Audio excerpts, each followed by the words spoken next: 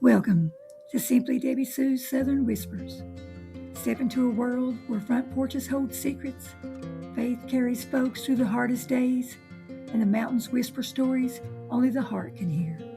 I invite you into tender moments, gentle humor, and the kind of Southern warmth that feels just like home. Welcome back, friends, to another Southern Whisper story. So let's get into the introduction of this story.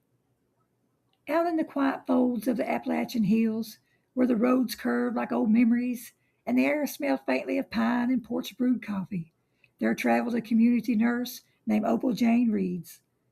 She wasn't famous, and she surely wasn't wealthy, but she carried something far rarer, a heart that refused to grow tired of people.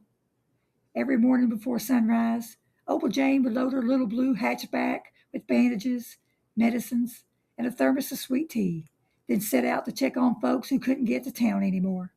She always said, healing ain't just in the medicine, it's in the showing up. But she didn't know that one of her visits would bring her a friend who would change her life as much as she changed theirs. This week's story is called The Nurse Who Carried Sunshine. The first time Opal Jane turned down the gravel drive towards Miss Inez Holloway's farmhouse, the morning fog was so thick it looked like the mountains were holding their breath. Her tires crunched slowly along the stones, and she whispered a little prayer, the same one she said before every visit. Lord, help me be what they need today. The farmhouse appeared like an old memory, leaning porch, peeling paint, and a screen door that had seen more summers than most folks in town. Wind chimes made from spoons and mason jars' lids tinkled in the breeze. When Opal Jane knocked, the door swung open just enough for a pair of sharp blue eyes to peer out. You the nurse? Yes, ma'am. Opal Jane Reeves. Well, I hope you're better than the last one. She talked too much, and she didn't listen worth a lick. Opal Jane smiled. I can listen quiet as a church mouse, if that's what you'd prefer. Miss Inez huffed, but the corner of her mouth twitched. Come on in, then. Inside, the house smelled of lavender sachets and old cedar drawers. Family photographs lined the wall, black and white weddings, children in overalls, a young woman holding a basket of tomatoes with pride in her eyes. That's me, Miss Inez said, noticing Opal Jane looking, back when my knees didn't sound like popcorn. Opal Jane laughed softly. Well, you were beautiful then, and you're beautiful now. Miss Inez waved her hand. Flattery, but I'll allow it. As Opal Jane checked her vitals, she noticed the woman's hands, thin, veiled, but steady. Hands that had worked gardens, held babies, cooked Sunday dinners, and buried loved ones. You live out here all by yourself? Been doing it since my Carl passed. And before you ask, no, I don't need help. I need company. There's a difference. That was the first crack in the wall. Over the next few months, Opal Jane's visits became something both women looked forward to. Miss Inez would sit in her rocking chair, wrapped in a quilt stitched from old dresses and flour sacks, while Opal Jane prepared her medicines. They talked about everything, the way the mountains look like blue velvet at dusk, the ache of missing people who aren't coming back, the stubbornness of tomato plants, the quiet comfort of knowing someone cares. One afternoon, Miss Inez asked, You married Opal Jane? No, ma'am, just me and my little blue car. Well, that's all right. Some folks are meant to wonder a bit before they settle.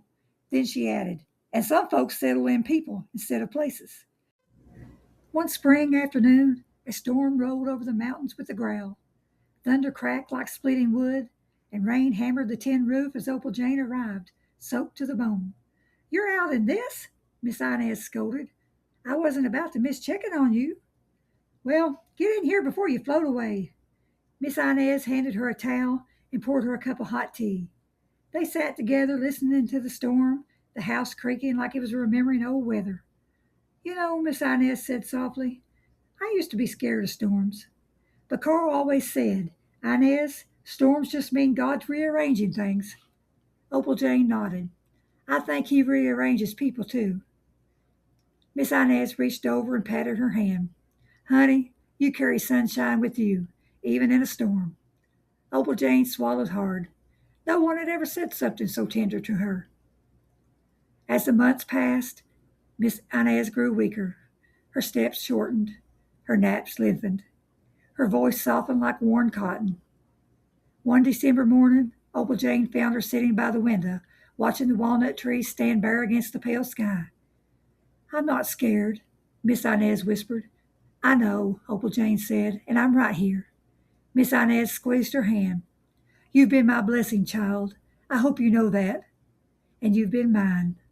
The old woman smiled, small, peaceful, and certain. Then we've done right by each other. Miss Inez passed quietly a few days later, wrapped in her quilt, the wind chimes singing softly on the porch. At her funeral, the pastor read a note she'd written. Tell Opal Jane she reminded me that God still sends helpers, and sometimes they show up in scrubs with a thermos of sweet tea. Opal Jane cried, but they were grateful tears. Afterward, she found a small wooden charm left for her, carved with the words, Keep carrying sunshine. She hung it from her rearview mirror, where it caught the morning light on every drive. And every time it glowed, she whispered, Still carrying sunshine, Miss Inez, just like you said. So the reflection of this story is, sometimes the greatest friendships arrive unannounced, tucked inside ordinary days, hidden behind screen doors and quiet porches. Opal Jane thought she was simply doing her job, but God had woven something deeper, a reminder that healing is a two-way street. Miss Inez received care for her body. Opal Jane received care for her spirit. And that's the beauty of Southern living. We don't just pass through each other's lives. We leave warmth behind, like sunlight lingering on a wooden floor. May we all be a little more like Opal Jane, showing up, listening deeply, and carrying sunshine wherever the road leads. Thank you so much for listening. I hope you come back next week for another story. May these stories that I have written wrap around you like a well-loved quilt. May they remind you that God is near, hope is steady, and joy often comes softly, like a whisper on the southern breeze.